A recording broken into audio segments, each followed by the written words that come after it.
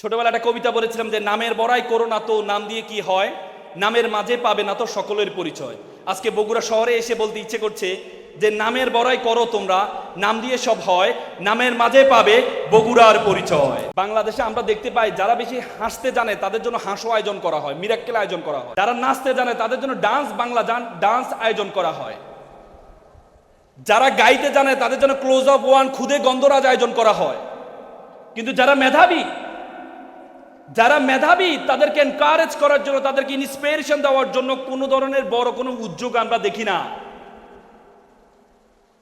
Chinese দার্শনিক Confucius একটা চমৎকার কথা বলেছেন, তুমি যদি 1 বছরের ফলাফল চাও তাহলে তুমি মাছ চাষ করো, তুমি যদি 10 বছরের ফলাফল চাও তাহলে তুমি গাছ রোপণ করো, আর তুমি যদি 100 বছরের ফলাফল চাও তাহলে তুমি মানুষ চাষ করো। আজকে মানুষ চাষ করার জন্য যে উদ্যোগ দ্য ব্রিলিয়েন্ট অ্যাসোসিয়েশন করেছে, কিছুক্ষণ আগে আপনারা প্রত্যেকে এক একটা বেলুন হাতে নিয়েছেন। একবার একটা শিক্ষক সেম ভাবে বলল তোমরা প্রত্যেকে একটা বেলুন হাতে নাও। প্রত্যেকটা বেলুন হাতে নিল, বললো যে প্রত্যেকটা বেলুনে তোমার নামটা লিখো। প্রত্যেকে বেলুনে তার নামটা লিখেছে। শিক্ষক বলল একটু আগে তোমাদেরকে ফাটাইতে বলে না, বলতে ছেড়ে দাও। পরে ছেড়ে দেওয়া হলো। শিক্ষক বলল আচ্ছা এক কাজ করো, তোমার যে বেলুনটা আছে সেই বেলুনটা তুমি খুঁজে বের করো। 10 মিনিট ধরে প্রত্যেকের বেলুন খুঁজেছে, কেউ তার বেলুন খুঁজে পায় নাই। শিক্ষক বলে এক কাজ করো, তোমার সামনে যে বেলুনটা আছে সেই বেলুনটা নাও, যার নাম লেখা আছে তুমি তাকে দিয়ে দাও। দেখা গেল মাত্র 2 মিনিটের মাথায় প্রত্যেকের বেলুন খুঁজে পেল। শিক্ষক বলল এই স্টোরি থেকে শিক্ষা হচ্ছে, তুমি যদি আলটিমেটলি সুখী হতে চাও তাহলে তুমি কখনো সুখী হতে পারবা না। তুমি যদি অন্যকে সুখী করতে চাও তাহলে তুমিও সুখী হবা, অন্যকেও সুখী করা সম্ভব। আজকে ব্রিলিয়েন্ট অ্যাসোসিয়েশনে আয়োজন করে নিজেকে সুখী করার জন্য নয়, তোমাদেরকে সুখী করার মাধ্যমে নিজে সুখী হওয়ার যে প্রয়াস হাতে নিয়েছে, আমরা কি করতালির মাধ্যমে তাদেরকে অভিবাদন জানাই। আমি সর্বপ্রথম তোমাদেরকে কংগ্রেচুলেশন জানাচ্ছি। হাজার হাজার শিক্ষার্থীর মধ্য থেকে, লক্ষ লক্ষ শিক্ষার্থীর মধ্য থেকে তোমরা মেধার স্বাক্ষর রেখেছ। আজকে এই ক্রেজটা তোমাদের হাতে তোমরা গ্রহণ করবা। But you must mind it, this is a beginning. You must mind it, this is a beginning. This is the very very beginning of your journey. তোমার জীবন মাত্র শুরু হয়েছে। You have to compete not only in Bogura city, you have to compete all over the country, you have to compete all over the world. You have to truly think you are global citizen. পৃথিবীটা একটা বিশ্বগ্রামে পরিণত হয়েছে।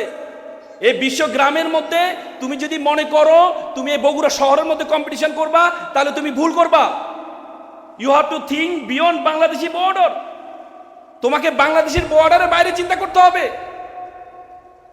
তার আগে প্রথমে তুমি তোমার সম্বন্ধে জানতে হবে। উপমহাদেশের সেরা কবি ফরিদউদ্দিন বলেছেন, উনসু মাতলু বেজা হাত দরগাহা হার তুরি গো বাজে গো খুদ্দেশা। পৃথিবী যাকে খুঁজে বেড়াচ্ছে তুমি সেই ব্যক্তি, তুমি তোমাকে খুঁজে বের করো। সক্রেটিস বলেছেন নো দাই সেলফ, নিজেকে জানো। আল্লাহ কোরআনে বলেছে ওয়াফি আনফুসিকুম, তুমি তোমাকে জানো। তুমি যদি তোমাকে না জানো তাহলে তুমি বুঝবা না তোমাকে আল্লাহ কেন সৃষ্টি করেছে।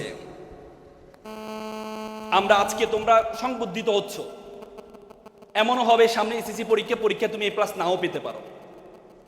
আমাদের শিক্ষার্থীদের মধ্যে আত্মহত্যার হার বেড়ে গিয়েছে। তোমাদের বগুড়ার গত বছর একটা পরিসংখ্যানে গিয়েছে প্রায় 35 জন আত্মহত্যা করেছে। তার মানে তোমার জীবনে ব্যর্থতা আসবেই, তোমার জীবনে ব্যর্থতা আসবেই। একটা ব্যর্থতায় তুমি যদি মনে করো তোমার জীবনটা দিয়ে দিবা তাহলে তুমি ভুল করবা। কালে তোমার সম্বন্ধে ধারণা নেই, তোমাকে আল্লাহ তাআলা একটু কালো বানিয়েছে, তোমার মন খারাপ, তোমার বান্ধবী সুন্দর, তুমি কালো, তো সুতরাং এই জীবনটা রেখে লাভ নেই। কিন্তু প্রথমে জানতে হবে আল্লাহ তাআলা তোমাকে কেন সৃষ্টি করেছে।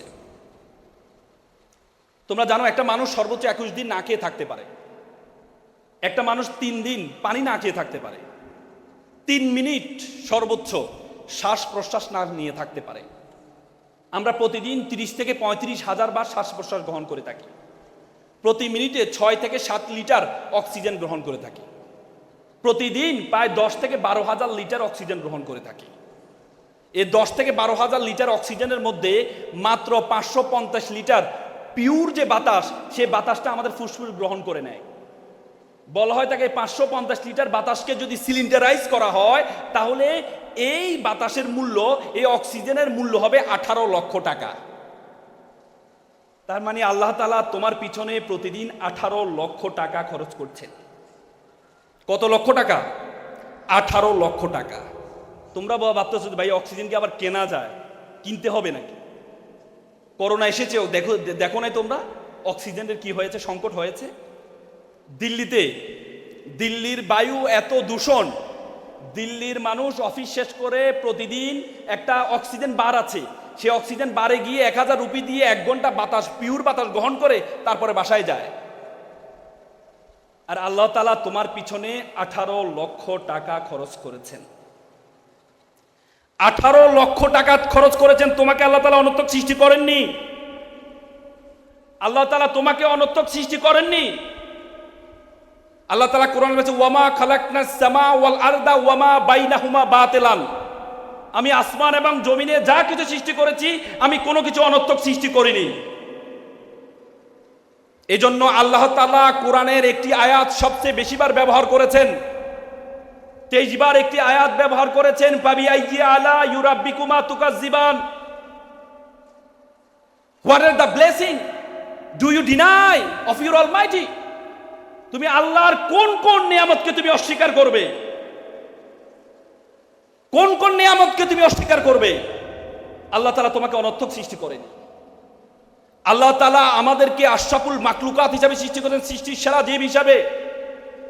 এই বিশ্ব জগতে, এই বিশাল বিশ্ব জগতে আল্লাহ তাআলা আমাকে সৃষ্টি করেছে। আল্লাহ তাআলা কোরআনে বলেছে কুনতুম খায়রা উম্মাত, we are the noblest nation, we are the best nation. আমাকে সৃষ্টির সেরা জীব হিসাবে সৃষ্টি করেছেন। এই বিশ্ব জগৎ সম্বন্ধে ধারণা আছে তোমাদের? এই পৃথিবীর আয়তন হচ্ছে 52 কোটি বর্গ কিলোমিটার। এই পৃথিবীর আয়তন, এটার মধ্যে 7টা মহাদেশ আছে, 5টা মহাসাগর আছে। এই 52 কোটি বর্গ কিলোমিটার পৃথিবীটাকে আমরা যে সূর্য দেখতে পাই, সূর্যের মধ্যে যদি ঢুকিয়ে দেওয়া হয় তাহলে 13 লক্ষ পৃথিবী ঢুকিয়ে দেওয়া সম্ভব। সূর্য হচ্ছে একটা কি নক্ষত্র। আল্লাহ বলেছে এই বিশ্ব জগতে মিলিয়ন মিলিয়ন নক্ষত্র আছে। সে মিলিয়ন মিলিয়ন নক্ষত্র আছে। আমরা যে চাঁদ দেখতে পাই, আমরা বলি না চাঁদ, চাঁদ তো আমাদের উপগ্রহ, আমাদের পৃথিবীর, আমাদেরকে আচ্ছাদন দিয়ে রেখেছে চাঁদ। এই চাঁদের মধ্যে আমরা বলি না চাঁদের মধ্যে কোনো কলঙ্ক নেই।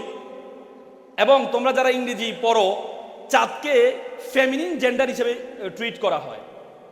সূর্য হচ্ছে ম্যাসকুলিন জেন্ডার, মানে পুরুষবাচক শব্দ, আর চাঁদ হচ্ছে কি মেয়েবাচক শব্দ। কেন? সৌন্দর্যের প্রতীক হচ্ছে, সৌন্দর্যের প্রতীক হচ্ছে মেয়ে, এজন্য এটাকে মেয়েবাচক শব্দ হিসেবে ব্যবহার করা হয়েছে।